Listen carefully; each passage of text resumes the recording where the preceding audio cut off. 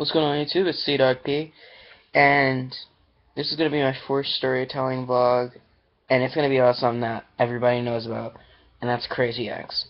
Everybody's got a story about some Crazy Ex. I personally am only 16, so I don't have a lot of those stories. I do have one in particular that stuck out in my mind.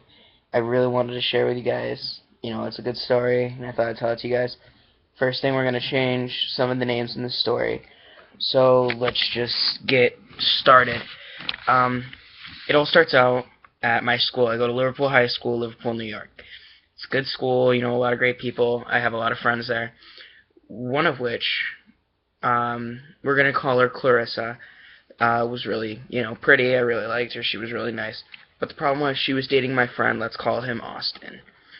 Now, if you already know the story and you know who I'm talking about, whatever, whatever. But yeah, let's just call them Clarissa and Austin.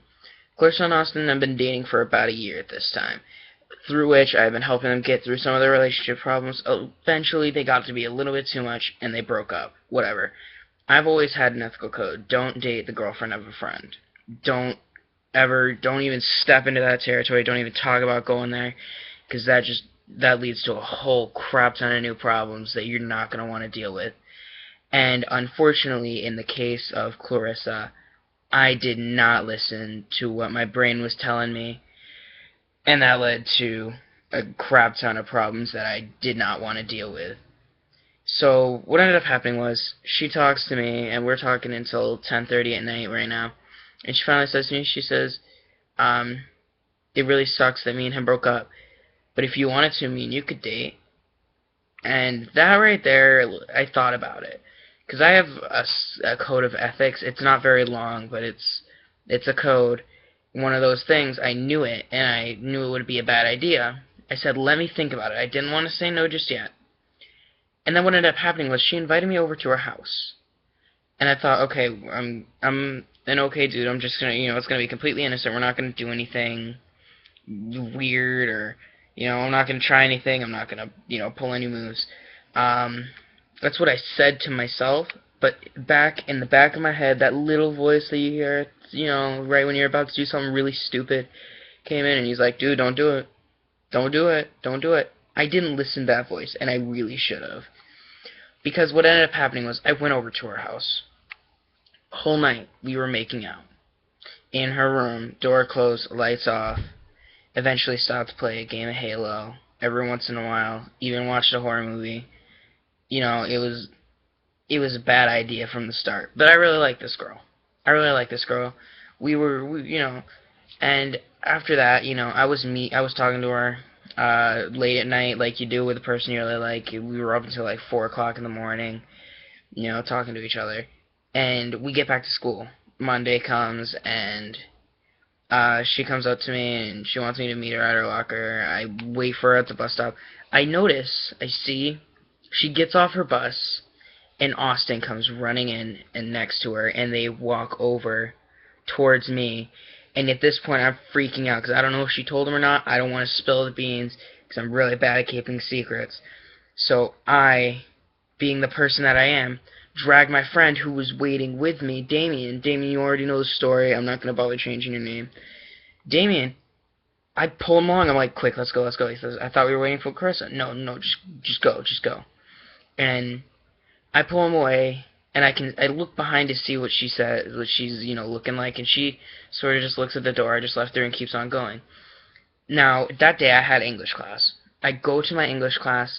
Her locker is right across and down a little ways from it. So every once in a while I'd look out and see if she's there. And she was, but so was Austin, standing there with her. And after he leaves, she has biology. So after he leaves, she signals me over. She sees me looking, and she says, come over. And I'm like, okay, so what was that? And she goes, well, he came up to me and he said that we were still together and he made a mistake when we broke up. I'm like, so at this point I'm just like, okay, so what did you say? She says, well, I said yes. I'm like, but I thought we were something. And she's like, what would we be? All we did was kiss. That's not a big deal. I'm like, that was some pretty intense making out. That wasn't just a kiss. That was full on. That was full on action. I can't even, you know. So at this point, I'm just like, you know what? Whatever. I'm gonna step back. I'm not gonna let myself fall into this trap again. I'm not gonna, you're hot and all, but I'm not gonna fall into this again. Just be happy. Do whatever. She's like, but if we break up again, I'm not gonna, take him back. I'm like, no, just no more, none. But again, that little voice in the back of the head was like, good job, good for you. But then the big part of my brain was like, dude, if she is single again, you know that you're gonna get back. You know that you're gonna go back. And he was right. A couple days later, they break up. And by this time, Austin's already found out that me and Clarissa kissed.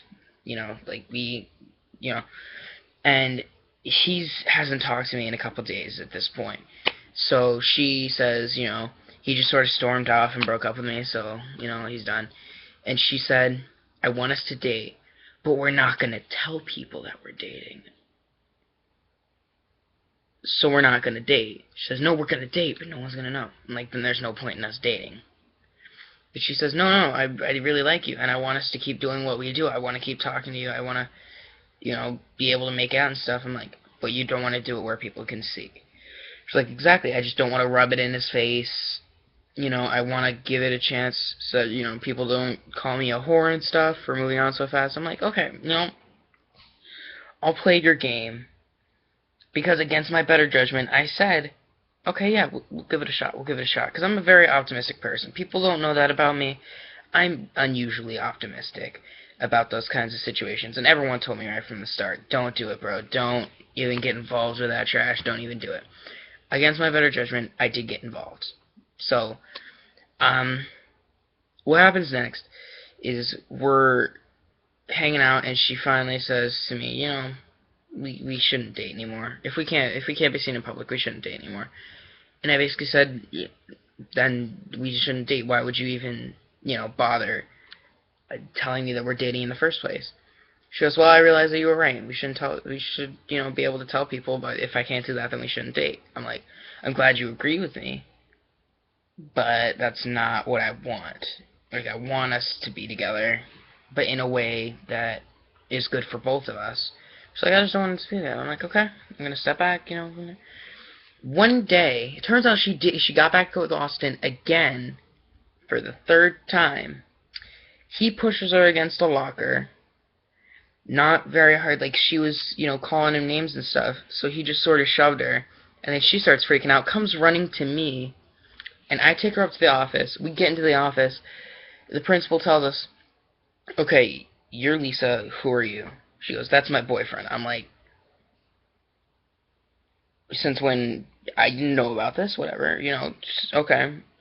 And she tells him, what happened, and we write our statements, and I'm like, what was all that? She goes, well, I figure now that me and him are out of the way, we can date, we can tell people and stuff.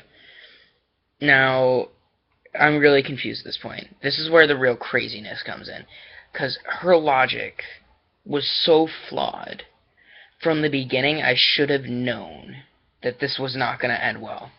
So, basically what ended up happening was, we got out of the office, we had to go up to the third floor office to go and write our statement again for another principal. And so, we get into the elevator, and it smells like piss, like all high school elevators do, and she lays one on me, she kisses me, and I'm just like, whatever. Now, here's what ends up happening. See, I'm not the best student. My grades are not the best. I managed to get by, but just barely, so my parents were grounding me. I wasn't allowed to go anywhere and do anything with friends while I was on that groundation period. She gets really pissed off about that. She says, we can't hang out together, so what's the point of us dating? I said, do you want to break up? She said, maybe. I said, no, maybe is not an answer. Do you want to break up? Maybe. Do you want to break up? She says, yes. I'm like, okay, we're broken up. No hard feelings. Go back to being friends. This obviously isn't going to work. We're not going to do this. Now, all this up to here just seems like high school drama, right? Right? None really too crazy about that, right? But here's where it really gets crazy, okay? A couple days later, she realizes that she doesn't want to be alone and starts trying to call me again and trying to get back together with me. This is how crazy she was. We're in the last day of chorus, because we're in the same class together, chorus class. We're in the middle of class, and for the last day we did this talent show. Kids went up and they did their thing and blah blah blah. We all got prizes, blah blah blah. We're sitting there watching. She comes over, sits down next to me, and she starts wrapping her arm. She starts interlocking our arms, you know, like girls do, like the whole chivalry, whatever. Like, let me escort you to wherever the fuck we're going. And she starts rubbing herself up against me, and at this point, I'm just like, no, now that I know how you act, no. And then she's still clinging to me, and she grabs this arm and starts pulling it over towards her. I'm like, no, no, just get off me. And she, like, puts her hand on my pants. I'm like, no. And so I'm basically fighting her to stay off me, which sounds weird coming from a guy. I'm basically fighting her to get off me. And I'm just like, fuck it, I give up, and she's clinging to my side. A couple kids behind us, so like, you know, hey, are you two back together? Are you two dating again? I turn around and say no, but she turns around and says, yes, we are dating. And I'm just like, since when did you decide that for me? I said, no, we're not dating, and we're not going to get back together anytime soon. She looks at me like one of these sad eyes. I'm like, I don't care how you look at me anymore. And then she gets really upset, whatever. I'm just like, whatever. After class, she meets me up. She meets me at my bus. It stops me. So I figure, okay, I'll give her the courtesy of talking to her, because I still want to be friends with this girl. You know, this was just a stupid thing that didn't work out, whatever. So I tell her, you know, we're done. You don't try to get back together with me. And then she's like, but I really want to get together. I'm like, I know you do. You think you do. You just don't want to be alone. She says, I don't want to be alone because I want to be with you. I'm like, I don't care. And it's coming from a guy. It's really hard. This next part was really hard for me to say. She says, I will give you a blowjob anytime we are alone. As a guy, I wanted to say, okay, then let's get back together. But this is the one time in this whole story where the little guy in the back of my mind, I listened to him and did the morally stand-up thing and said no. And this is the real crazy part. This is what she says to me. She says, I'm going to go, but it's not over yet. And I'm like, yeah, it's pretty much over. She says, it's over for now. I said, no, it's over. She goes, it's over for now. No, it's over for now. I'm going to go for now. She says to me, and I'm just like, this bitch is too crazy. Okay. Now, that's the end of the story. There wasn't any crazy, like, she ended up killing a guy kind of thing. But the moral of the story is, when that little guy in the back of your head's talking to you, you should probably listen. Because then you won't end up screwing over your friend. Whatever happened to Austin, apparently kids heard that I was dating his ex the day after, and they assumed that I stole her from him. Me and Austin don't really talk anymore. We're not big buddies anymore. We don't talk. So, in the end, listen to the guy in the back of your head. Because I didn't, I ended up single, really tired, really angry, and I lost a good friend. That's the moral of the story. Listen to the little guy in the back of your head. Thanks to you guys for watching the video all the way through. I hope to make some really good story vlogs on this channel. Please like, favorite, subscribe if you want to see more and hear some more weird stories or whatever. Thanks for watching. This is CDogP signing off.